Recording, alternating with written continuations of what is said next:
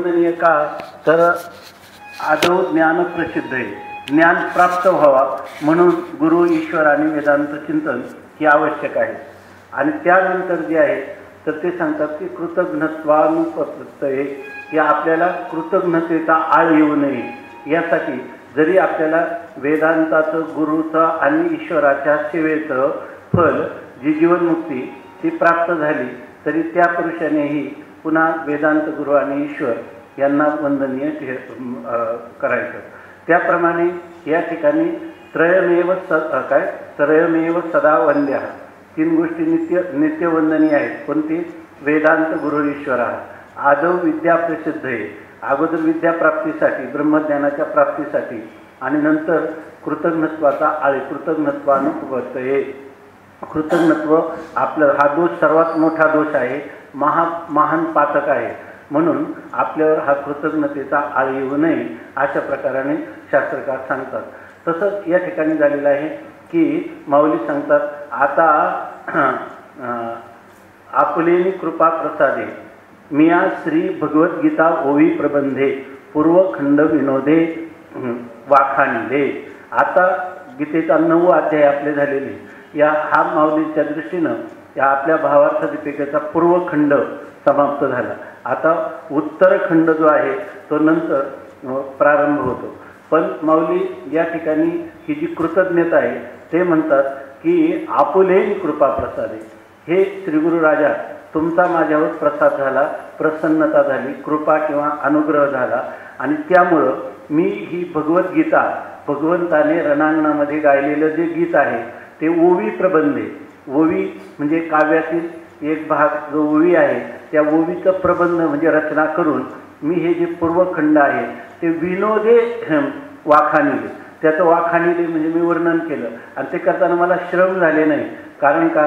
तुमचा कृपा प्रसाद आहे म्हणून मी विनोदाने, म्हणजे असं सांगतात की कालो गच्छति धीमता, जे बुद्धिमान लोक आहेत त्यांचा काल जो आहे तो ह्या चिंतना काय काव्यशास्त्र विनोदेन कालो गच्छति धीमता. काल या ठिकाणी काव्य आणि शास्त्र यांचा आनंद घेत घेत या ठिकाणी बुद्धिमान लोकांचा काळ जातो. त्याप्रमाणे ही एक कृतज्ञता आहे.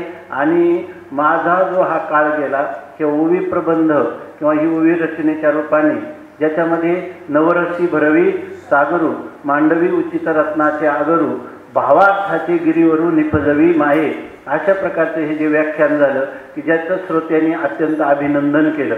तेव्हा श्रीगुरूंनी त्याला मान्यता दिली की तू देवाचे मनोगत दाविता हाती मूर्त.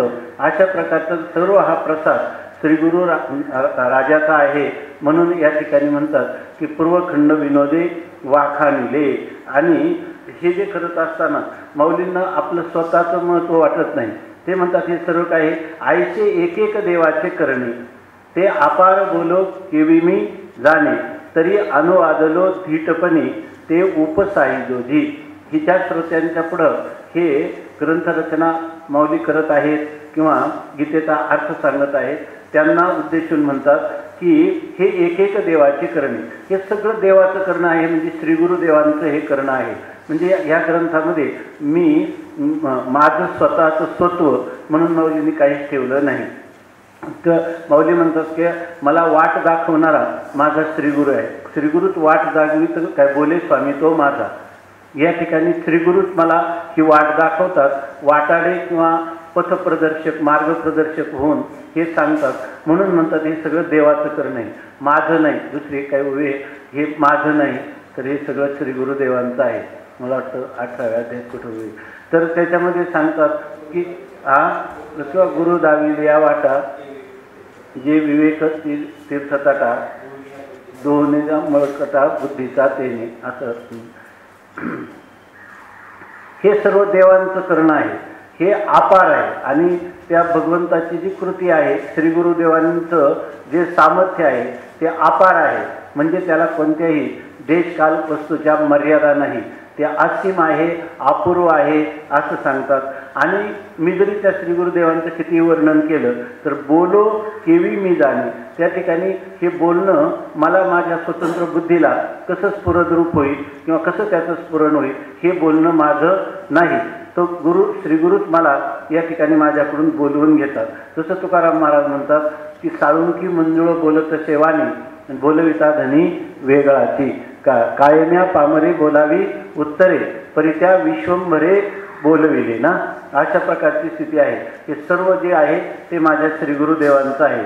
आणि मी काय आहे, मी अनुवादलो धीटपणे, मी एक धैर्य धारण केलं किंवा एक धृष्टता धारण केली किंवा म्हटलं तर माझं एक प्रकारे ही उद्धतता आहे की मी ह्या ग्रंथाचा कर्ता व्हावं आणि मी ह्या ग्रंथाच्या संबंधाने गीता ग्रंथाचं निरूपण करण्याला प्रवृत्त व्हावं, हे माझं धाडस आहे. आणि हे माझं स्वतःचं बोलणं नाही, हा अनुवाद आहे. म्हणजे श्री गुरुदेवांनी हा गीता ग्रंथाचा अनुवाद माझ्याकडून करून घेतलेला आहे. ते उपसाहिजोजी म्हणून मला श्रोत्यांनी या ठिकाणी क्षमा करावी. म्हणजे ज्ञानोबरायांना मी ग्रंथ करतो याचा अभिमान तर नाहीच नाही, परंतु मी ग्रंथ करतो ही धृष्टता आहे. त्यामुळे उलट याबद्दल श्रोत्यांनी मला क्षमा याचना करावी अशी अतीव नम्रता माऊली या ठिकाणी धारण करतात. आणि हे जे पूर्वखंड झालं याचं कारण जे कोणी माऊलींच्या दृष्टीनं जेव्हा सिंहावलोकन करतात ह्या पूर्वखंडाचं, तेव्हा माऊलींना प्रथम स्मरण येतं ते आपल्या श्री गुरुदेवाचं. या ठिकाणी तसं पाहिलं तर 4था, 5वा, 7वा, 8वा, 9वा अध्यायात मंगलाचरण नाही.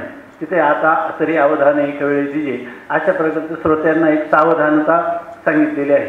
त्याला मंगलाचरण म्हणता येणार नाही, परंतु या ठिकाणी माऊलींना श्री गुरुदेवांचे झालेले जे स्मरण आहे विशेष रूपाने, आणि त्यामुळं त्यांच्या मुखातून हे मंगलाचरणाला आरंभ झालेला आहे. आणि श्री गुरुदेवांचं जे ऐश्वर्य आहे ते ऐश्वर्य माऊली या ठिकाणी जे काही आत्तापर्यंत पद आणि पदाचा अर्थ सांगण्याचा प्रयत्न केला त्या तसाचा तसा प्रकार किंवा तसाच प्रवाह न ठेवता या ठिकाणी माऊली मंगलाचरणाच्या रूपाने बोलतात.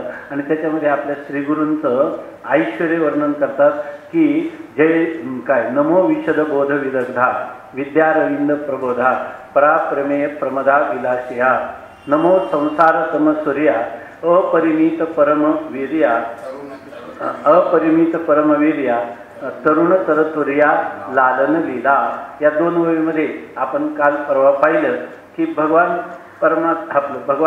संत सम्राट माऊली या ठिकाणी श्रीगुरूंच्या एक प्रकारची जेवढी विशेषण आहे ती त्या श्रीगुरूंची लक्षण आहे की महत्त्वाचं श्रीगुरूंचं लक्षण असेल तर सत्शिष्याला विशदबोध म्हणजे स्पष्टपणे आपल्या आत्मस्वरूपाचा दृढ अपरोक्ष ज्ञान व्हावं हा विशदबोध आहे. आणि त्याच्यामध्ये ते विदग्ध आहेत, नाम अत्यंत चतुर आहेत, निष्णात आहेत, निपुण आहेत की जेणेकरून त्या शिष्याच्या हृदयामध्ये हा आत्मबोध स्थिर होईल आणि आत्मबोधाचं फल जीवनमुक्ती त्याला कशी प्राप्त होईल, जीवनमुक्तीच्या विलक्षण सुखासहित असणारी जीवनमुक्ती त्याला कशी प्राप्त होईल याचं ही जी कला आहे, हे नैपुण्य हे त्या श्रीगुरुदेवांचं आहे.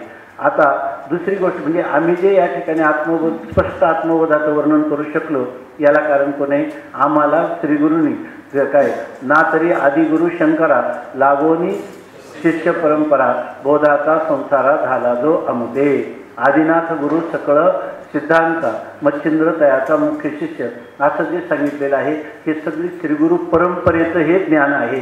किंबहुना माऊली या ठिकाणी एक व्यंजना करतात की हे जे ज्ञान आहे ह्या ज्ञानाचं स्वतंत्र बुद्धीनं केलेलं शास्त्राध्ययन हे कधीही फलीभूत होऊ शकत नाही.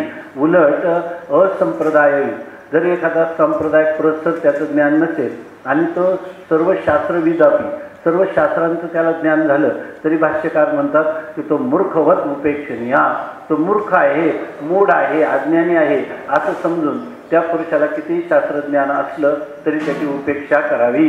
याचा अर्थ हे ज्ञान गुरु परंपरेनं आत्मसात करावं अशा प्रकारचं माऊली एक प्रकारचं याचा ध्वन्यर्थ किंवा व्यंजना या ठिकाणी माऊली सांगतात. दुसरं सांगतात की आता श्रीगुरु जीवनात आलं की मनुष्य किती निश्चिंत व्हायला पाहिजे, तर याच्यामध्ये काहीच नाही. आपल्या जीवनात श्रीगुरु आले हेच खरं महत्त्वाचं भाग्य आहे की या ठिकाणी सर्व काही होईल, पण श्रीगुरूंची भेट होणार नाही. तर त्या श्रीगुरू ऐसे कैसे आले भेटती ते साधू, ज्यांच्या दर्शनी तुटे भवबंधू. या हा भवबंध तोडणारे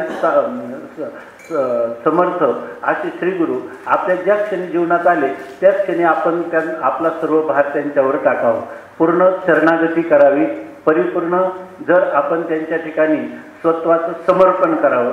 आणि असं समर्पण केलेला जो पुरुष आहे त्या पुरुषासाठी त्याने असं जर त्यांनी जे प्रयत्न करायचे श्रीगुरूची भेट होईपर्यंत प्रयत्न आहे, श्रीगुरूंची भेट झाली का श्रीगुरू सर्व काही त्याचं करून घेतात. त्याविषयी मग त्याचं महत्त्वाचं काय आहे तर त्याच्या अधिकारात जर कुठं उणीव असेल तर ती उणीव दूर करण्याचा त्याने प्रयत्न करावा. गुरु आपल्याला आत्मबोध कोणत्या रीतीनं करून देणार आहे हे ते गुरुजींच्यावर सोपवून द्यावं, त्यांच्यावर सर्व समर्पण आपण करायचं. त्याच्यानंतर माझा मी न राहिलो, आपणच आपलं राहिलो नाही. आता आपण श्रीगुरूची शरणागती पूर्णपणे केलेली आहे, तर त्या ठिकाणी अधिकार जर झाला असेल तर पुढचं कार्य कसं होतं याविषयी माऊली म्हणतात की हे विद्या रविंद विद्या रविंद प्रबोधा. विद्या हेच कोणी ब्रह्मविद्या हेच कोणी कमल आहे, अरविंद म्हणजे कमल आहे, आणि त्याचा प्रकर्षेनं बोध म्हणजे त्याचा प्रकर्षाने विकास हा श्रीगुरू करत असतात. काय आहे की जर सूर्यकमळ आहे किंवा चंद्रकमळ आहे तर त्या ठिकाणी सूर्यविकासिनी नेघे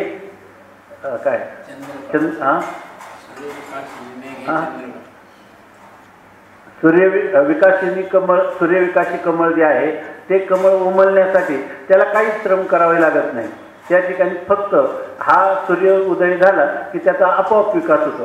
तसं श्रीगुरू माझ्या जीवनात आले ना तर त्या जीवनामध्ये आपोआप हा प्रबोध म्हणजे आपोआप आपल्या अध्यात्म जीवनाचा विकास ते करून घेणार आहे. म्हणून या ठिकाणी म्हणतात की विद्यारविंद प्रबोधा. या विद्यारूपी कमलिनीचा विकास श्रीगुरू जीवनात आले की होतच असतो. आता विकास होतो याचा अर्थ याच्यातून असं पण सांगतात की विद्यारूपी कमल जे आहे ते कमल त्याचा विकास व्हायचा म्हणजे याचा अर्थ अगोदरच विद्या किंवा ज्ञान हे आपलं स्वरूपच आहे. स्वरूपभूत ज्ञान स्वरूप आपण आहोत. परंतु जरी असलं तरी हे सामान्य ज्ञान हे अज्ञानाच्या विरोधी नाही. तर त्या ठिकाणी अहम ब्रह्मास्मी इत्याकारक वृत्तीमध्ये प्रतिफलित झालेलं विशेष ज्ञान हे त्या अज्ञानाचं नाशक आहे. आणि श्रीगुरू हेच कार्य करतात. श्रीगुरूसुद्धा तुमचं जे स्वरूप आहे त्या स्वरूपाची प्राप्ती करू देत नाही. येथ अविद्या निवृत्ती हे स्थळ तेने मोक्षोपादान फळ या दोही साधन केवळ ज्ञान असंच आहे ना. तर अशा प्रकारचं तेच अविद्याची बाबुळीची सारावी हाते वाचवणी पाणी तव असे आईते अभ्रती जावे गगन सिद्ध. गगन सिद्धची की या ठिकाणी आकाश हे काय आहे सिद्धच आहे, फक्त ढग गेले पाहिजे. आणि हे कार्य कोण करतात शिष्याच्या अज्ञान निवृत्तीच्या द्वारा त्या अज्ञानाने उपलक्षित असणारं जे ब्रह्म त्याचे आत्मत्वाने ओळख करून देऊन ते अविद्या निवृत्तीचं उपलक्षित असणारं ब्रह्म ते तू स्वतः आहे हे ज्ञान करून श्रीगुरू देत असतात. आणि त्यांचं एकदा बोध झाला की फक्त काही नाही काना वचनाचे भेटी आणि सरिताची पैकिरीटी वस्तू होऊनी उठी कवनू एकूजो. या ठिकाणी ही गोष्ट श्रीगुरूंना शरणागत झाली की आपल्या जीवनात ही ब्रह्मविद्या विकसित होणार आहे. आणि सूर्यविकासिनी नेघे चंद्रका गायते कोकिळा वसंतेशी. वसंत ऋतू आला की कोकिळेला आपोआप कंठ फुटतो. किंवा चंद्राचा कितीही जरी प्रभाव झाला तरी तसं त्या ठिकाणी सूर्यविकासी कमळ जे ते कधी प्रफुल्लित होणार नाही. त्याच्यासाठी जेव्हा सूर्याचा उदय होईल त्याच वेळेला ते प्रकाशित होईल. तसं आपल्या ह्या अध्यात्म जीवनामध्ये जे आपले नियोजित श्रीगुरू ते जेव्हा आपल्या जीवनात येतील तेव्हा आपल्याला पुढची चिंता करण्याचं कारण नाही. सगळा योगक्षेम आध्यात्मिक ज्ञानाची प्राप्ती आणि त्याचं संरक्षण हा योगक्षेम भार अवघा घातला तुझे हे माथा. त्यांच्यावर एकदा समर्पण झालं की पुढची चिंता करण्याची गरज नाही. म्हणून मुमुक्ष जो आहे ना अगोदर जसा तळमळ करत असतो ती तळमळ कधी आहे की कैसो गुरु भेटेल, कै हे बिरडे फिटेल, कैसो गुरु भेटेल. मग त्यावेळेला युगावनी वडील निमिषमानी, आणि त्यावेळेस त्याची स्थिती आईची चिंता करी सदा सर्व काळ. रात्रंदिन हेची तळमळ, तुका म्हणी नाही आपुले बळ, जेणे फळ पावेन निश्चयाची. जेणेकरून निश्चयाला ह्या आपल्या आत्मबोधाला आपण प्राप्त होऊ याची त्याला रात्रंदिवस चिंता असते. पण ज्या वेळेला श्रीगुरु जीवनात येतात त्यावेळेला तत्क्षणी त्याच्या सगळ्या चिंता निवृत्त झाल्या पाहिजे. मग आता एकदा श्रीगुरु प्राप्त झाल्यानंतर त्याने पुढची चिंता करण्याचं काहीच कारण नाही. फक्त मग त्याचं काय पाहिजे, फक्त आत्मसमर्पण त्या ठिकाणी पाहिजे. आणि यानंतर सांगतात ह्या सगळ्या गोष्टी तुम्ही म्हणाल की शिष्याच्या जीवनामध्ये श्रीगुरु घडवून आणतात. याचं कारण काय आहे की श्रीगुरूंच्या ठिकाणी असणारी जी लक्षणं आहे कोणती, की पहिल्यांदा त्यांना शास्त्रज्ञान, श्रोत्रियता, ब्रह्मनिष्ठा आणि औदार्य ह्या गुणांनी ते पूर्णपणे संपन्न आहेत. आणि संपन्न असल्यामुळं ते ते संपन्न आहेत हे सांगतात पराप्रमेय प्रमदा विलासिया. परावाणी जी आहे, आपण काल सर्व चिंतन केलेलं आहे, त्या 4 वाणीमध्ये जी परावाणी आहे त्या परावाणीलाही अप्रमेय असणारा, म्हणजे परावाणीलाही विषय न होणारा असं कोण आहे? परावाणीला विषय न होणारा. ही सगळे याच्या यावत जेवढे पदार्थ आहेत ना ते सगळे वाणीला विषय होणारे आहेत. लौकिक पदार्थ असो किंवा अलौकिक पदार्थ असो ते सगळे शब्दाला विषय होणारे आहेत. वर्णन त्यांचं करता येतं. परंतु परावाणीला अप्रमेय असं असणारे एकच स्थळ आहे आणि ते म्हणजे आहे आपली स्वस्वरूप स्थिती, आपलं मूळचं असणारा आत्मस्वरूप. ते मात्र जय जय सु असंवेद्या आत्मरूपा. आत्मरूप स्वसंवेद्य आहे म्हणजे पक्क अविषय आहे. आणि ती जी स्वरूप स्थिती आहे हीच कोणी प्रमदा आहे. म्हणजे मनुष्याला जे काही आनंद आहे तो आनंद त्याला प्राप्त होतो, पण तो सापेक्ष आनंद प्राप्त होतो. आणि सापेक्ष आनंद जोपर्यंत तो काय विषय होऊन आपल्याला भोगता भोग्य हे द्वैत ठेवून किंवा भोगता भोग्य आणि भोग ही त्रिपुटी ठेवून ज्या आनंदाची अभिव्यक्ती होते किंवा जीवाला ज्याचा अनुभव येतो ते सगळे सापेक्ष आनंद हे अनित्य आनंद असतात. आणि नित्य आनंद फक्त स्वरूपातच आहे. आणि त्याच्यापुढे नित्यानंदापुढे आनंद तो कोण? विषय सुखबाई बापुढे ते क्षीण, जेथे न सरेची वैकुंठ सदन, शेषशाही त्रिकुट भुवन हो. जसं एखादा पुरुष आहे आणि त्या पुरुषाला श्रीगुरूंची शरणागती केली की त्या ठिकाणी त्याला प्राप्त होणारी जी स्वरूप स्थिती आहे ही स्वरूप स्थिती सापेक्ष नाही, ती निरपेक्ष आहे, निर्विषय आहे, निर्विशिष्ट आहे, निरुपाधिक आहे आणि ती निर्निमित्तक आहे. ती सदा आहे आणि ती आपल्यापासून कधी विभक्त होणारी नाही. ती स्थिती हे आपलं स्वरूप असल्यामुळं आपला तिच्याशी नित्य अभेद आहे. परंतु हेच जीवाला ज्ञात नसतं. आणि श्रीगुरू त्याला क्रमाक्रमाने क्रमयोगाने जेव्हा ही स्थिती दाखवत अज्ञानाचा आवरणाचा भंग करून असत्वापादक अभानापादक आवरणाचा किंवा अनानंदापादक आवरणाचा भंग करून श्रीगुरू जेव्हा त्याच्या अवाच्य असणाऱ्या नित्यसिद्ध स्वयंप्रकाश अशा आत्मस्वरूपावर त्याला आरूढ करतात. म्हणजे त्यावेळेला त्याला जो आनंद होतो तो आनंद आतापर्यंत जो आनंद होता, जसं एखाद्या त्या उपमन्यू जो आहे तर त्या उपमन्यूला काही मिळालं होतं, दूध नव्हतं मिळालं. पण जेव्हा क्षीराचा सागरू उपमन्या, क्षीरसागराचं जर त्याला आस्वादन करायला मिळालं तर त्याला ते पिठाळ दूध आता आवडेल का? नाही. तसं मुमुक्षू जेव्हा श्रीगुरूंच्या सहवासात जातो त्याला हे सापेक्ष आनंद जरी उत्तरोत्तर आनंद असले, त्यांनी लिहिलं की सर्वात शेवटचा आनंद म्हणजे एक सगळ्या जगाचा असणारा सत्ताधारी सम्राट आहे, तरुण आहे, सर्व जग त्याच्या ताब्यात आहे, त्याला जो आनंद आहे त्याच्यापेक्षा ह्या गंधर्वांना मिळणारा आनंद, काही नंतर किन्नरांना मिळणारा आनंद, ब्रह्मदेवाला मिळणारा आनंद, आणि सर्वात शेवटचा आनंदाची मीमांसा करताना शास्त्र सांगतं की सर्वात आनंद काय, ज्याला आपल्या स्वस्वरूपाची प्राप्ती झाली असा जो पुरुष आहे त्याला एकांतामध्ये जो आनंद आहे तो या सर्वांच्या अनंतपटीनं मिळणारा आनंद आहे. म्हणून उपनिषदामध्ये आनंदाची मीमांसा केलेली. आणि हा आनंद निरपेक्ष आनंद आहे. याला कोणत्या देशात काळाचा वस्तूचा कोणताही प्रतिबंध नाही, त्याच्यामध्ये कोणताही स्वगत सजातीय विजातीय आदी भेद त्याच्या ठिकाणी नाही. तो अखंड संचलेला नित्यसिद्ध असा जो आनंद आहे, तो आनंद एकदा त्याला प्राप्त झाला की बाकीचे जे आनंद आहेत ते सगळे आनंद त्याच्या पुढं अत्यंत तुच्छ अशा स्वरूपाचे ठरतात. आणि त्यावेळेला तो जो आनंद आहे, तो आनंद निर्निमित्त असणारा आवाजचा आनंद आहे, तो खरा आनंद आहे आणि तो स्वरूप स्थितीचा आनंद आहे. आणि ते परावाणीला अप्रमेय असणारी स्वरूप स्थिती जी आहे त्यावेळेला ती खरी प्रमदा आहे. स्वरूप स्थिती हीच कोणी काय आहे? प्रमदा. प्रकर्षाने माध्यते तो आनंद जो आहे, तो आनंदाचे डोळे आनंद तरंग, आनंदाचे अंग आनंदाचे. म्हणून मनुष्याला जोपर्यंत निरुपाधिक आनंदाची प्रतीती येत नाही तोपर्यंत हे आनंद जे आहे ते त्याला म्हणजे आभासिक असणाऱ्या आनंदामध्ये तो रमत असतो. परंतु आपल्या स्वरूप स्थिती जेव्हा त्याला प्राप्त होते तेव्हा ती स्वरूप स्थिती ही प्रमदा आहे.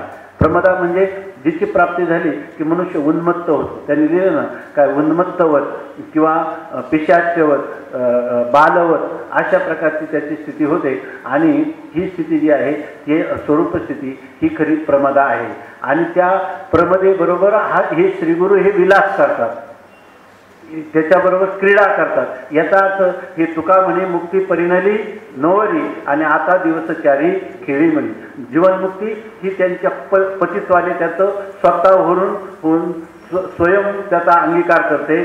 त्यामुळं तुका म्हणे मुक्ती परिणली नवरी आता दिवसचारी खेळी मिळी. आता त्याला काय उरलेले दिवस आहेत ते फक्त उरले उपाधी कारणे ते त्वावेचिले दर्शने. अशा प्रकारची तुकाराम महाराज जसं आपल्या सगुण इष्टाचं वर्णन करताना म्हणतात, विठोबा नेनो कैची भेटी आणि उरणे नाही जीवेसाठी. सुरुवात काय त्याची की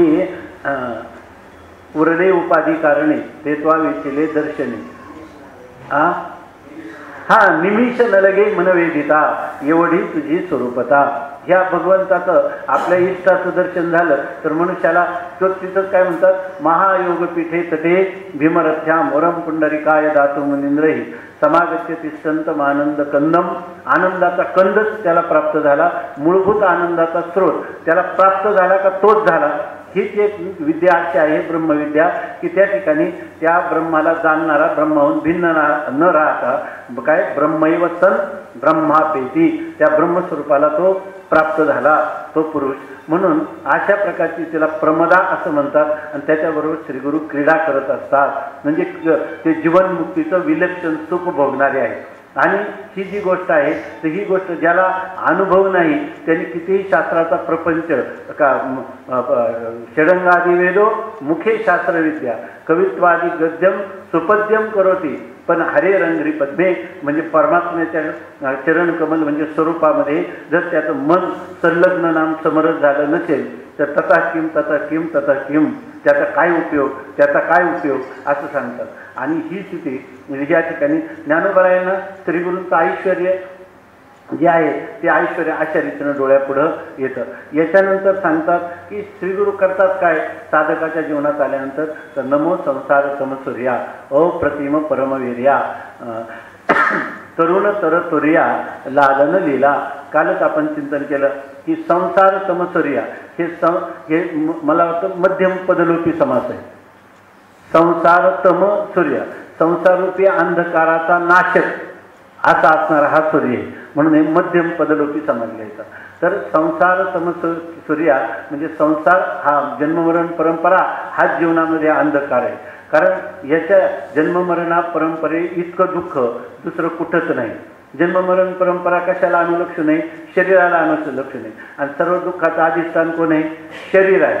म्हणून शरीर दुःखाचे कोठार, शरीर रोगाचे भांडार, शरीर दुर्गंधीची थार नाही अपवित्र शरीराचे. आणि ह्याच शरीराला जन्ममरण परंपरा आहे. तेव्हा त्या जन्ममरण परंपरा हेच कोणी तम म्हणजे अत्यंत घनघोर असणारा अंधकार आहे. आणि त्याचा नाश करणारा सूर्य, त्याच्या विरोधी त्या दुःखाचा सर्व परिहार करणारे फक्त श्रीगुरु आहे. म्हणून त्यांना श्रीगुरुरूपी सूर्य असं म्हणतात. आणि पाडवेले अपरिमित परमवीर्या अप्रतिम परमवीर्या असा एक पाठ आहे. अप्रतिम म्हणजे ज्याची कोणाबरोबरही तुलना करता येत नाही किंवा उदाहरण म्हणून देता येत नाही. असं श्रीगुरूंना दुसरं कोणाचंही उदाहरण देता येणार नाही. जसं राम रावणयो युद्ध राम रावणयो रिव, राम रावणाचं युद्ध हे राम रावणासारखंच आहे. तसं श्रीगुरू आणि सत्शिष्य यांच्या संलग्नतेमध्ये होणारा ब्रह्मविद्येचा जो चमत्कार आहे तो कसा होत त्या गुरु आणि शिष्याच्या संवादामध्ये किंवा संवादरूपी जो सत्पथ आहे त्याच्यातून जे काही त्यांना फलित उत्पन्न होतं ते त्यांच्यासारखंच आहे.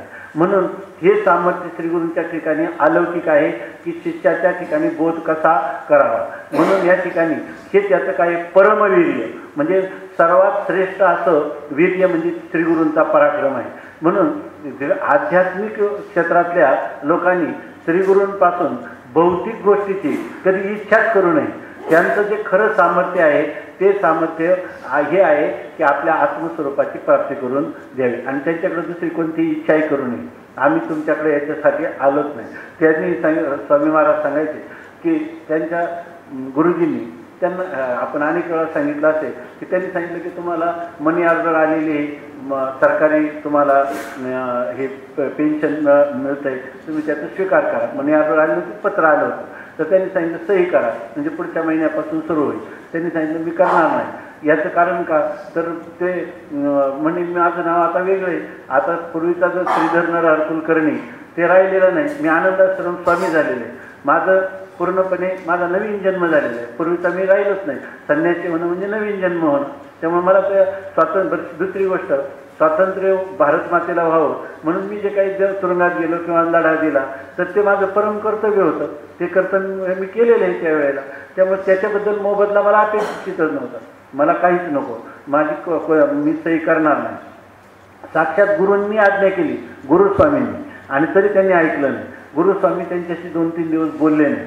तरीसुद्धा स्वामी महाराज आपले मधुकरी आणायचे, त्यांना खाऊ घालायचे, भांडी घासायचे, त्यांना काही बोलले नाही. म्हणून तर त्यांनी सांगितलं का हो तुम्हाला एवढं सांगितलं तरी तुम्ही माझं ऐकलं नाही. गुरु आज्ञा तुम्ही गुरु आज्ञा तुम्ही द्यायची. दुसरे मी तुमच्याकडे आलो की पेन्शन मिळावी किंवा दुसरं मला तुमच्याकडून काय पाहिजे. तुम्ही मला ब्रह्मविद्या सांगा, तुम्ही जे मला काही साधना सांगा ती मी साधना करेन. पण हे कामं मी करणार नाही. कारण गुरूंच्याकडून कोणती ही अपेक्षा करूच नाही. त्यासाठी त्यांचं जे परमवीर्य ते जे सामर्थ्य आहे सर्वात मोठं सामर्थ्य लागतं कुठं. जीवाने अनादी कालापासून ज्या अज्ञानामध्ये खितपत पडलेला आहे त्या अज्ञानातून घालून संसार रूपी अंधकाराचा नाश करणं हे सर्वात मोठं अद्भुत आहे की जे कोणी करू शकत नाही. कोणी करू शकत नाही म्हणजे शास्त्र नाही आणि ईश्वर सुद्धा करू शकत नाही. ईश्वराला सुद्धा गुरुरूपात अवतीर्ण झाल्याशिवाय ही गोष्ट करता येत नाही. म्हणून हे सर्व आम्ही तुमच्याकडे याच्यासाठी आलोच नाही. स्वामी महाराज म्हटले मी तुमच्याकडे ज्या कारणासाठी आलो ते कारण तुम्ही मला सांगा. कारण हे तुमचं परम सामर्थ्य आहे आणि ते श्रीगुरूंनी सत्शिष्यासाठी तो पराक्रम करायचा असतो. नाहीतर बाकीचे लोक जे आहे तर वीर्य पराक्रमी कोणाला म्हणतात. मोठे मोठे युद्ध जरी किती केले ते कोणाचं तरी इतिहास तो जगज्जेता होऊन हा सिकंदर तो जगज्जेता होऊन एका साधूच्या जवळ गेला. तर त्या साधूंनी सांगितलं, त्यांनी सांगितलं संपूर्ण जगताचा जेत आहे, मी संपूर्ण जग जिंकलेलं आहे, तर त्या विश्वाचा स्वामी झालेला आहे. तर त्या साधूंनी सांगितलं सगळ्या विश्वाचा स्वामी, अजून तुझं मन जिंकलं नाही तोपर्यंत तू विश्वाचा स्वामी नाही झाला. या सगळ्या विश्वाचा कारभार चालवणारा दास तू झाला. तुझ्या ठिकाणी स्वामित्व नाही, तुझ्या ठिकाणी दास्यत्व आले. तू दास्यत्व अंगीकारलेले. ह्या दास्यातून मुक्तता कधी होईल तुझ्या मनाला जिंकलं तर. मन जिंकण्याचे मार्ग कोण सांगतील जर साधूला शरणागत झाला तर. म्हणून या ठिकाणी खरं अप्रतिम म्हणजे याला कोणत्याही प्रकारची प्रतिमा किंवा तुल्य दुसरं कोणी नाही. हे कार्य कोण करू शकतात फक्त श्रीगुरूच करू शकतात. आणि दुसरं त्यांचं हे सामर्थ्य किती आहे तर ह्या दुसऱ्या सामर्थ्याचं वर्णन करता येईल. परंतु श्रीगुरूंच्या ठिकाणी असणारं अलौकिक दिव्य असं जे सामर्थ्य आहे की त्या ठिकाणी काय साक्षात परमात्मा मद भेटविला साक्षात्कार करून देण्याचं सामर्थ्य, अज्ञान निवृत्तीचं सामर्थ्य हे दुसरं कोणाच्याही ठिकाणी नाही. म्हणून अप्रतिम परम वेर्या किंवा अपरिमित बाकीचं जे सामर्थ्य आहे त्याला तुम्हाला गवसणी घालता येते म्हणजे त्याला विषय करता येतं. हे सामर्थ्याचं मोजमाप करता येतं. पण श्रीगुरूच्या सामर्थ्याचं कोणीही मोजमाप करू नये. काय आहे ना श्रीगुरू सामर्थ्याचे रूप करू म्हणे. जर या श्रीगुरूंचं काय सामर्थ्य आहे हे जर मी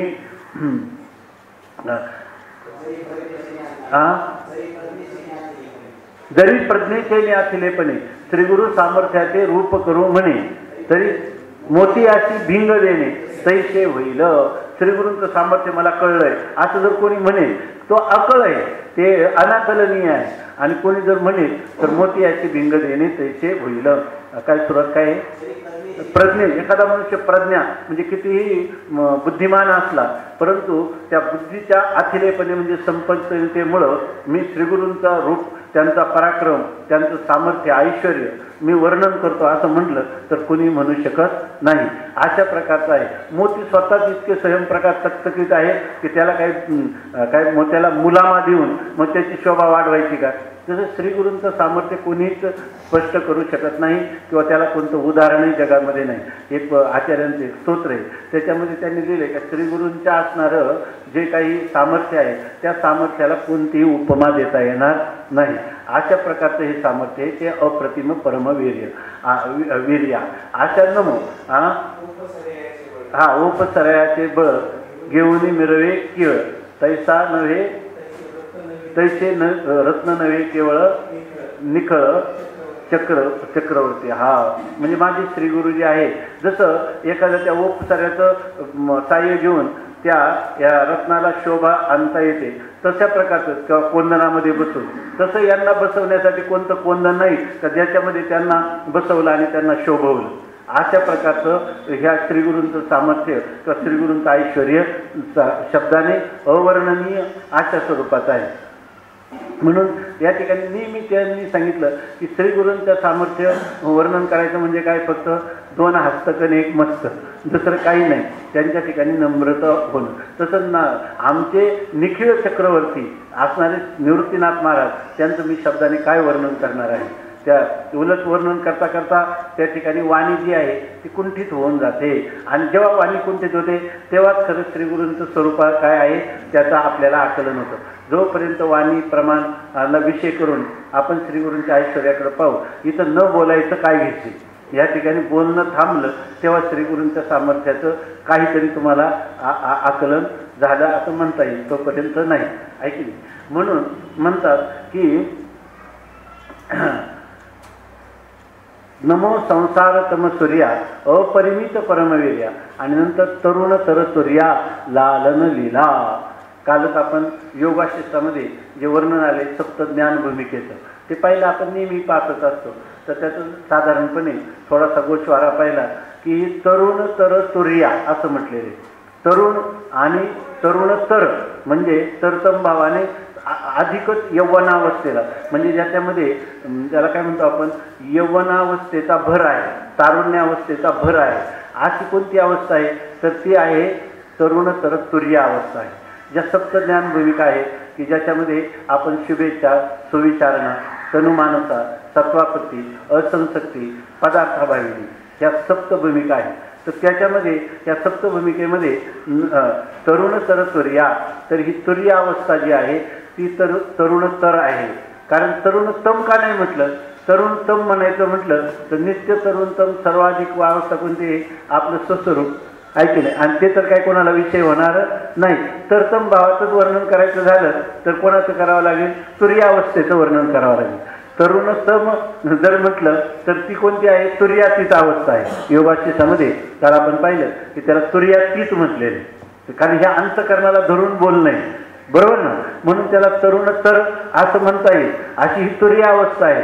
पण ही तुर्य अवस्था जी आहे ही अंतकरणाची अवस्था आहे, आत्मस्वरूपाची अवस्था नाही. म्हणून यात हळूहळू एका एका भूमिकेनं त्या तरुणतर अशा तुर्य अवस्थेमध्ये गेला तर याचा परमपुरुषार्थ प्राप्त झाला असं आपण त्याला म्हणतो. परंतु ही तुर्य अवस्था किंवा परमपुरुषार्थ, बरोबर ना, पुरुषार्थ रूप असणारी ही जी स्थिती आहे त्या स्थितीला ते म्हणतात की तरुणतर तुर्या लालन. त्या अवस्थेचं काय करणार आहे, लालन करणारा, तिचं भरण पोषण करणारा, तिचा सांभाळ करणारा. आणि ते सांभाळ करण्यात कष्ट आहे का त्याला काही, लालन लीला, लीलया सहजच त्या ठिकाणी तो त्याच्याबरोबर ह्या तरुण तुर्य अवस्थेमध्ये क्रीडा करतो. म्हणजे तिचं जे स्वरूप आहे हे म्हणजे चांगलं बघा, तर याच्यामध्ये तुर्य अवस्था जी आहे तर ही अंतकरणाचीच अवस्था आहे असं आपण म्हणतो. आणि तिच्याबरोबर क्रीडा करतो, सहज करतो, म्हणजे आपल्या मूळ सहजावस्थेला न सोडता उत्तमा सहजावस्था मध्यमा ध्यानधारणा आपण म्हणतो.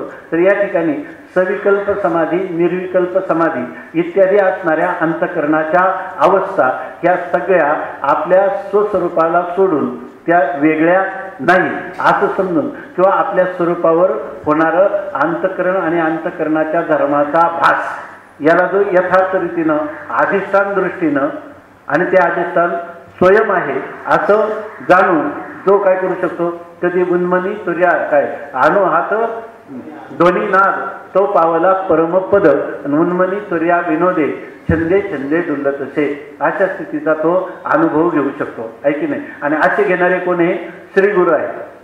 म्हणून श्रीगुरु कधीही जरी तुम्हाला ज्ञान करून देण्यासाठी शब्द माध्यमातून सांगत असले तरी ते स्वतः श्रोत्रियत कधीच अडकत नाही, त्यांची ब्रह्मनिष्ठता आबाधित असते.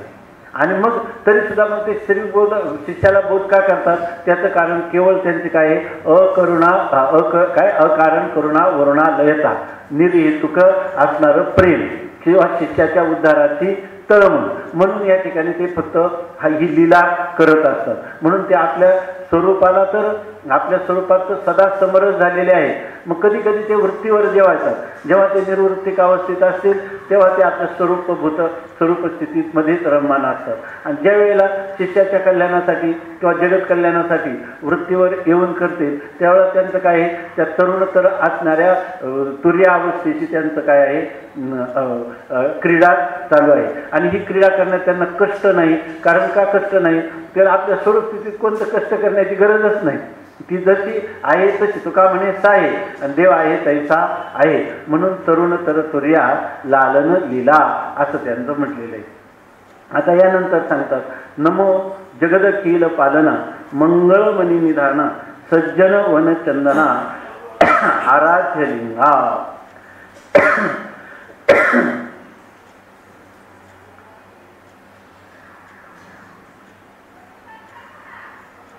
नमो जगदखिल पालना. आता हे सगळे श्री गुरुदेवांना वंदना करतात. आणि हे बघा तुम्ही, हा सगळा हिशेब समजून जर आला श्रीगुरूंचा तर त्यावेळेला तो शिष्य आणि श्रीगुरू वेगळे राहतात का, श्रीगुरूंच्या असणाऱ्या मूलभूत स्वरूपातच तो समरस होईल, आहे की नाही. अशा प्रकारे म्हणजे हे सुद्धा काय चाललेलं आहे, गुरु शिष्याच्या संवादामध्ये वादे वादे जायते तत्वबोध, हा त्यांच्या वर्णनामध्ये देखील आपल्याला तत्वबोध व्हावा अशा प्रकारची शब्दरचना किंवा पदरचना माऊली या ठिकाणी करतात. याच्यामध्ये जर बारकाईनं पाहिलं मग याच्यामध्ये माऊलींनी नमस्क्रियारूप मंगल साधलेलं आहे, कोणी म्हणेल, किंवा आशीर्वादात्मक मंगल आहे का वस्तू निर्देश रूप आहे का ते सगुणाचं आहे का निर्गुणाचं आहे का सगुण निर्गुणाचं आहे, ऐकी नाही. आज सगळ्या गोष्टी सांगता येतील. ह्या गोष्टी विशेष महत्त्वाच्या नाही. एकदा माहीत झाले मंगलाचरणाचं प्रकार, विघ्नाचं नाशन करण्यासाठी केलेल्या प्रार्थनेचं स्वरूप. पण इथं जे आहे तर ह्या शब्दांच्या द्वारा आपल्याला आपल्या आत्मस्वरूपापर्यंत पोहोचता येईल अशा प्रकारची ह्या शब्दांची योजना आहे. म्हणून म्हणतात की आता इथं नमो जगदखिल पालना, सगळ्या जगताचं पालन करणारे आहे. सगळ्या जगताचं पालन करणारे कोण आहे, श्रीगुरु आहे का सगळ्या जगताचं पालन करणारा ईश्वर आहे, ईश्वर आहे. आणि मग आपल्या श्रीगुरूंना हे काही केलेलं अलंकारिक भाषेतलं वर्णन आहे की काय का, ह्या अलंकारिक भाषेतलं वर्णन आहे. याची मर्यादा दिगंबर महाराजांच्या दृष्टीने एवढीच आहे की अलंकारिक नाही, वस्तुनिष्ठ वर्णन आहे. ईश्वर जो जगताचा पालन करतो त्याचा अधिष्ठानही आमचे श्रीगुरू होऊन राहिलेले आहे की नाही. त्यामुळे ते खऱ्या अर्थानं जगताचं अखिल पालन करतात. अखिल शब्दाने याच्यामध्ये खिल म्हणजे अवशिष्ट राहणं, अखिल म्हणजे कोणी शिल्लक न राहणं, म्हणजे संपूर्ण ह्या चराचर विश्वाचा अधिष्ठान आमचे श्रीगुरू झालेले आहे. बरं, आणखीन श्रीगुरू कसे आहेत तर या ठिकाणी ते केवळ पालन करतात. त्यांचं आहे ना, बाळा दुग्धा कोण करीते उत्पत्ती वाढवी श्रीपती सवे दोन्ही, हे सगळं तुका म्हणे ज्याचे नाम विश्वंभर त्याचे निरंतर ध्यान करी. सर्व विश्वं बिभरती येते ना, सगळ्या विश्वाचं जो पालन पोषण करतो तो परमात्मा आहे, बरोबर ना. तसे श्रीगुरू जे आहेत ते सगळ्या जगदाखिल पालना म्हणजे तो परमात्मा खरं सृष्टाचं पोषण करतो का दुष्टाचं करतो, सगळ्यांचं करतो. तसे श्रीगुरू जे आहेत तर त्या श्रीगुरूंच्या दृष्टीनं सर्वच काय आहे, सर्वम यद अयम आत्मा, सर्वच आपल्या आत्मरूपाने पाहतात. म्हणजे सर्वांचं अधिष्ठान राहतात, सर्वाधिष्ठान राहतात, सर्व रूप राहतात, सर्व साक्षी राहतात, आहे की नाही. सर्व साक्षी आहेत, सर्व रूप आहेत, सर्व द्रष्टे म्हणजे सर्व दृष्टी आहेत आणि सर्वाधिष्ठान आहे आणि सर्वांच्या कारणांचं कारण आहे. आणि त्या अधिष्ठानावातून ह्या विश्वाला स्वतंत्र सत्ता आणि स्फुरण नाही. म्हणजे ज्याच्या वाचून दुसऱ्या पदार्थाला, आभाषिक पदार्थाला सत्ता स्फूर्ती नसते का, ते अधिष्ठानच त्या रूपाने भासत असतं का, ते अधिष्ठानच असतं, अधिष्ठानच असतं. हे कधी कळतं, अधिष्ठान ज्ञानानंतर कळतं. अधिष्ठान ज्ञानानंतर त्या पदार्थाचे काय होते, अधिष्ठान ज्ञान झालं की त्या पदार्थाचा काय होतो, बाध होतो, तो बाध होतो. आणि मग अधिष्ठानाच्या ज्ञानानंतर अध्यस्त पदार्थाची निवृत्ती ही अधिष्ठान रूपच जर असेल तर सर्व जगताचं पालन करणारा आहे की नाही. काही लोक म्हणतात परमात्मा हा दुष्टांचं पालन, आपलं संहार करतो आणि जे भक्त आहेत त्यांचं प्रतिपालन करतो. भक्ती सिद्धांतामध्ये हे भगवंताच्या भक्ताला अभय देण्यासाठी सांगितलेली ही प्रक्रिया आहे. वास्तविक द्रावणाचं कोण चालवतंय, कंसाचं कोण चालवतंय, परमात्माच चालवतंय. बरं, परमात्मा किती चालवतो, तर जे न सांगायची काय आपलं जे गती पुतनेला दिली किंवा कंस रावणाला दिली आहे ना, ते आपलं तो सनकाधिकाचे पाडे सायुजी सौरसू दिदला पुतने जे विषाकेनी स्तनपाने मारू आली. तिला जर हा पद देतो तर त्या परमात्म्याला सगळ्या जगताचं पालन करणारच म्हणता येईल की नाही. आणि श्रीगुरु जे आहेत, श्रीगुरूंच्या ठिकाणी कोणत्या प्रकारचा भेद आहे, श्रीगुरूंच्या ठिकाणी कोणत्या प्रकारचा भेद आहे, त्यांच्या ठिकाणी अपपर ज्येष्ठ कनिष्ठ भाव जर श्रीगुरूंच्या ठिकाणी असेल तर श्रीगुरूंचा कारण शरीराचा अभिमान गेला असं म्हणता येईल का, नाही. त्यामुळे श्रीगुरु जगामध्ये ज्ञानोबरायांना आता जे जे अधिकारी लोक आले त्यांचा उद्धार झाला, त्यांनी करून घेतला. ये यथामाम प्रपद्यंते तांसथैव भजाम्यहम मधुसूदनीमध्ये केलेले नाही चिंतन. या ठिकाणी सगळ्यांचा उद्धार केला. पण मग बाकीच्यांचं काय आहे, बाकीच्यांचं काय आहे, तर सगळ्यांचाच उद्धार करायचा आहे. परंतु लोह स्पर्श न्यायाने परीस जर त्या लोखंड जर परीस सजवलं गेलं नाही तर काय करणार आहे. भगवान सगळ्यांच्या अंतर्यामी आहे, पण अंतर्यामी असणाऱ्या परमात्म्याची शरणागती करून कृपा संपादन करण्याचं एवढं काम जीवाचं आहे की नाही. म्हणजे परमात्मा जीवाकडं 59 पावलं चालतो डोंगरे महाराज म्हणतात, परंतु जीव मात्र परमात्म्याकडे एक पाऊल तर चालला पाहिजे की नाही. एका पावलाला 59 पटीनं जर परमात्मा येत असेल तर हा जीवाचा प्रमाद आहे का, हे ईश्वराची अवकृपा आहे, जीवाचा प्रमाद आहे की नाही. म्हणून या ठिकाणी खरा जगद अखिल पालन करणारं कोण आहे, श्रीगुरु आहेत किंवा परमात्मा आहे. आणि परमात्मा आणि श्रीगुरु हे एक आहेत. अशी यस्य देवे पराभक्ती यथा देवे तथा गुरव तस्यैते कथिता याचा हा प्रकाशन ते महात्मना यांनी फक्त करायला पाहिजे होतं. श्रीगुरु हे ईश्वर रूप आहे, श्रीगुरु माझं सर्वस्व आहे असं म्हटलं. परमात्मा काय आहे, कोठे न दिसे पाहता आणि उडी घाली अवचिता, सामान्य रूपात आहे. त्याला फक्त विशेष रूपाने प्रगट करण्यासाठी लागणारी जी अंतःकरणाची भूमिका आहे तेवढी भूमिका जीवाने तयार करायला नको का, तेवढंच त्याचं कार्य आहे. बरं, समजा त्यांनी नाही तो म्हटलं मला परमात्मा नको आहे, देव न लगे देव न लगे, तरी त्याचे श्वासोश्वास चालू आहे की नाही, त्याला अन्न वस्त्र मिळतंच की नाही, त्याच्या जीवनामध्ये सगळं त्याचं दैनंदिनी चालतेच की नाही, ही कोणामुळं चाललेली चाले. हे शरीर कोणाचे सत्ते कोण बोलविते हरिविन देखवी ऐकवी एक नारायण तयाचे भजन चुकू नका. तो परमात्मा सर्व करतो की नाही. आणि श्रीगुरु आणि परमात्मा हे एक रूप आहे. त्यांच्या ठिकाणी स्थूल सर्व कोण झालेले माझे श्रीगुरु, सूक्ष्म कोण झाले व्यक्ती समष्टी माझे श्रीगुरु, कारण कोण झालेले सर्व, आणि या सर्वांचं अधिष्ठान कोण झालेले श्रीगुरु. आणि काहीच नाही झाले कोण, श्रीगुरु आहे की नाही, काहीच झाले नाही. ते काय सर्वाच्या भावाचं आणि अभावाचं यांचं आठवं नाठवं गेले भावाभाव झाला स्वयमेव पांडुरंग. मग अधिष्ठान जे आहे ते नित्य आहे की नाही. म्हणून आभाषिक पदार्थांचं भरण पोषण पालन करणारं कोण आहे, आणि जगद अखिल पालन, अखिल म्हणजे काहीच अवशिष्ट राहिलं नाही. म्हणजे या गवताच्या काडीपासून तर हिरण्यगर्भापर्यंत सर्वांचं पोषण करणारे कोण आहेत, श्रीगुरु आहेत. श्रीगुरु आहेत म्हणजे माझ्याहून भिन्न असणारे श्रीगुरु आहेत का, माझ्याहून अभिन्न असणारे श्रीगुरु आहेत का, मीच आहे का तत्वमसी महावाक्याचाच उपदेश या निमित्ताने सांगतात. इथपर्यंत आपण जर त्याचं चिंतन केलं तर जगदखिल पालना मंगळमणी निदाना हे सर्व कोण आहे? सर्व आपला आत्माच आहे, दुसरं कोण नाही, आहे की नाही? त्याचंच नाव कधी श्रीगुरु, कधी नाव त्याचं ईश्वर, अशा प्रकारचं येतं. आणि जगत सुद्धा तेवढ्याच किमती त्याचं नाव आहे की नाही? जीव सुद्धा त्याच किमती त्याचं नाव आहे. जीव सुद्धा तुका म्हणे कैची किव आणि कोठे जीव निरा, आहे की नाही? म्हणून आता जर आपल्याला हे शब्द कधी कधी असं वाटतं की हे फक्त शब्दाचं पसारा आहे किंवा शब्दाचा आडंबर आहे, पण जर मनुष्याने वस्तुनिष्ठ विचार केला आणि पदाचा अर्थ समजावून घेतला तरी यांनी सुद्धा त्याला झालेलं जे परोक्ष ज्ञान आहे त्याचं लवकरात लवकर काय होईल? अपरोक्षामध्ये. पण ती ह्या शब्दांची तरी सेवा केली राहिलं पाहिजे ना. आता एकाच आवृत्तीमध्ये सगळ्या ज्ञानेश्वरीच्या सगळ्या पदांचा होईल का स्पष्टीकरण? एकाही पदाचं एका आवृत्तीमध्ये झालं की नाही माहीत नाही, आहे की नाही? असं आहे याच्यामध्ये. म्हणून आपण कायम याच्याशी झुंज देत राहणं हेच याची साधन आहे की नाही? स्वामी महाराज म्हणायचे की त्यांचं हे सांगायचे की ज्या वेळेला ते म्हणे मी 7 महिने झालं होतं, तृप्तिदीप सुरू झाला आणि 6 महिने तृप्तिदीप ऐकला, तृप्तिदीप संपला. त्यांनी काय केलं? भिंतीवर पत्र्यावर लिहून ठेवलं. त्याच्या शेवटी तो शिष्य म्हणतो ना, धन्योहम धन्योहम न मे कर्तव्य विद्यते क्वचित अवशास्त्रम अवशास्त्रम अहो गुरु असं म्हणतो की माझे गुरु किती धन्य, मी किती धन्य, काय शास्त्र धन्य आहे असं ते म्हणतं. त्यांनी ते शब्द लिहिले आणि पाठ सुटल्यावर आले, खोलीत आपल्या खाली झोपले, पाठीला भिंतीला पाय लावले, लागले म्हणे अहो गुरु अहो गुरु अहो शास्त्रम. आणि त्या गुरुजींची मुलगी चालली होती तिथून, त्यांची ती पण म्हणजे त्यांचं नाव आता माझ्या लक्षात येईल. तर ते मोठे विदुषित होते, मोठमोठ्या कीर्तनकारांना ते आडवायचे आणि मोठमोठ्या कीर्तनकारांना विषय पण समजावून सांगायचे. आज येसूताई म्हणून त्यांची स्वतःची एक बालविधवा मुलगी होती आणि ती तिथून खोलीसमोरून चालली.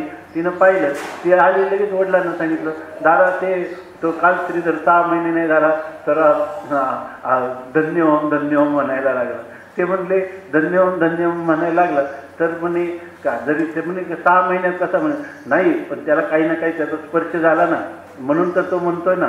मग ते काय म्हटले की जरी आज त्याला नसलं याची अनुभूती तर आज ना उद्या त्याला येईलच ना. त्यांनी सांगितलं, बरं समजा त्याला आजही आले तर तुझ्या बापाचं काय गेलं, कारण ते बाप तेच होते स्वतः, तुझ्या बापाचं काय गेलं. तसं हे जे शब्द आहेत ह्या शब्दांच्या पुन्हा पुन्हा आवृत्ती, या शब्दांचा अर्थाचं चिंतन, त्याच्या समन्वयाचं चिंतन आणि अर्थरूपतेसाठी आपल्याला फक्त काय रात्रंदिवस त्याची आस लागली पाहिजे. असं जर झालं तर हे शब्द आपल्याला ज्ञानेश्वर महाराजांचे प्रत्येक ठिकाणी काय करतील? महावाक्याचाच उपदेश करतील. महावाक्याचा असा प्रभाव आहे का महावाक्य कानावर एकदा पडलं काय सांगतात? अहम ब्रह्मास्मी आयची वाणी आणि 1 वेळा पडता कानी. आणि 9000 ओव्या आहेत आणि 9000 ओव्यात पद किती आहे आणि प्रत्येक पद जर एकाच अर्थात पर्यवस्थित होणार असेल तर कोणताही जरी म्हणून ते मातृबाबा नेहमी म्हणायचे स्वामी महाराजांना की तिथं कोणी जर वेदांताची प्रक्रिया सांगितली आणि मग कोणी दुसरं नवीन कोणी असतं त्याचं कौतुक करतं. समजा कुंभार गुरुजी त्यांनी काय कौतुक करायला, तुम्ही चांगली प्रक्रिया व्यवस्थित अनुवाद केला, तर बाबा म्हणायचे त्याच्यात काय कौतुक आहे म्हणे, इथले खांब सुद्धा वेदांत बोलतील तर हा मुलगा बोलला तर काय ऐके नाही. परंतु कधी याचं जर रात्रंदिवस आपण चिंतन केलं तर वेदांत वाक्येषु सदा म्हणतो. वेदांत शास्त्राबद्दल आपल्या अंतःकरणात आदर असला, अतीव आदर असला, कोणत्याही उपनिषदाला ब्रह्मसूत्राला कशालाही स्पर्श न करता आणि दुसरं कोणतंही साधन न करता काय म्हणून सांगतात? येत अहो आळूमाळू अवधान द्यावे, येतुलेनी आनंदाचे राशीवरी बैसावे, बाप श्रवणेंद्रिया दैवे घातली माळ. असं माऊली आत्मविश्वासाने या ठिकाणी सांगतात. नाथ महाराजांची ही अनुभूती आहे की नाथ महाराजांची अनुभूती सांगते की फक्त भाव धरोनिया वाची ज्ञानेश्वरी कृपा करी हरी दयावरी, अशा प्रकारचं सांगतात. तर नमो जगदखिल पालना, संपूर्ण जगताचं हे काही अर्थवादात्मक वर्णन नाही. या ठिकाणी गुणार्थवाद वगैरे आहे असं गौणी वृत्तीनं म्हटलेलं आहे, असं कधीच समजण्याचं कारण नाही. हे सगळं जे आहे ते इदम रूपानेच आहे, दगडावरच्या रेघे इतकं ते आहे. हे काय पाण्यावर चाललेला तरंग नाही, हे कथा कादंबऱ्या किंवा दुसरी शास्त्र जी आहे द्वैताला अनुसरणारी, तर ती पाण्यावरच्या रेगेप्रमाणे त्या एक केलेल्या कल्पना आहे. परंतु हे काय आहे, अकल्पनाख्य कल्पतरुणी केलेलं हे चिंतन आहे. म्हणून ते सांगतात की नमो जगदखिल पालना, त्याला माझं नमन असो. सांग तर घ्या त्यांचे आपण ते ऐकू दे.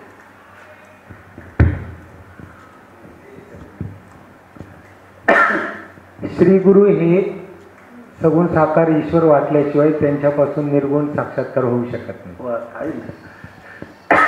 श्री आपण जेवढी आपले यथा देवी तथा गुरु, जसे सगुण साकार परमात्म्यावर आपली श्रद्धा आहे, तर तेच सगुण साकार परमात्माच आपल्या श्रीगुरूंचं रूपडा आहे. असं जोपर्यंत होत नाही तोपर्यंत त्यांनी केलेला निर्गुण निर्विकार आपल्या आत्मतत्वाचा उपदेश त्याच्या बुद्धीवर आरूढ होईल काय? तर अमूर्तची परिमूर्तू कारुण्याचा किंवा दुसरं एक आता मला की हे जे आहे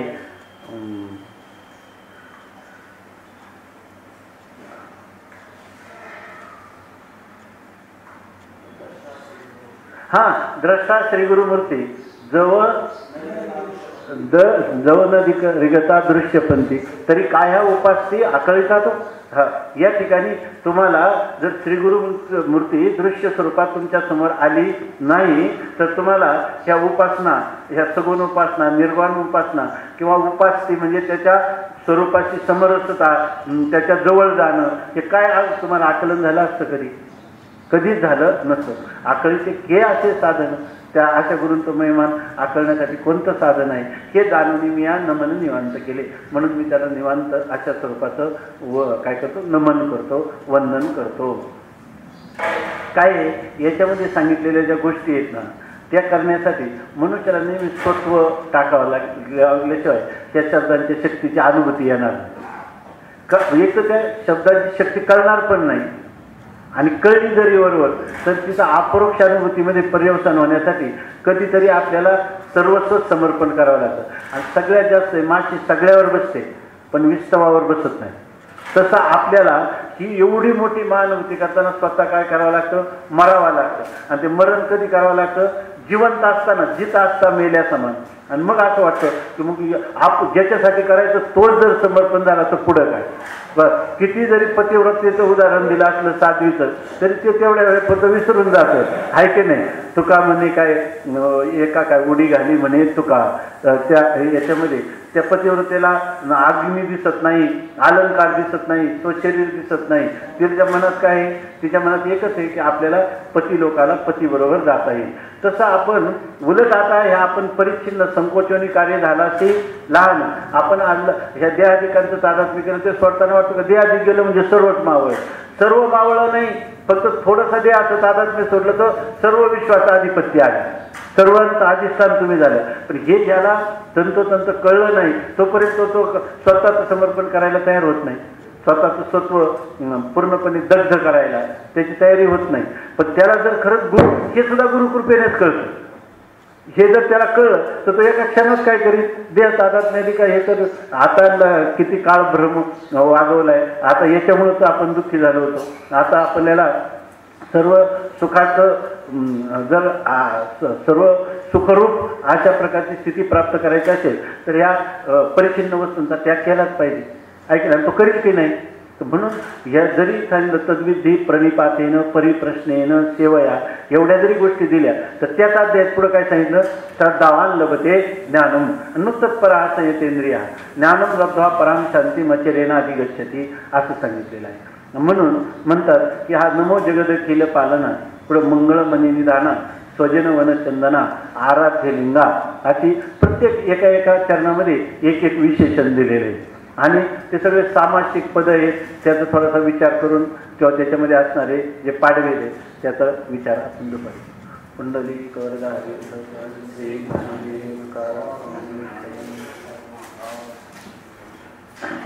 म्हणा.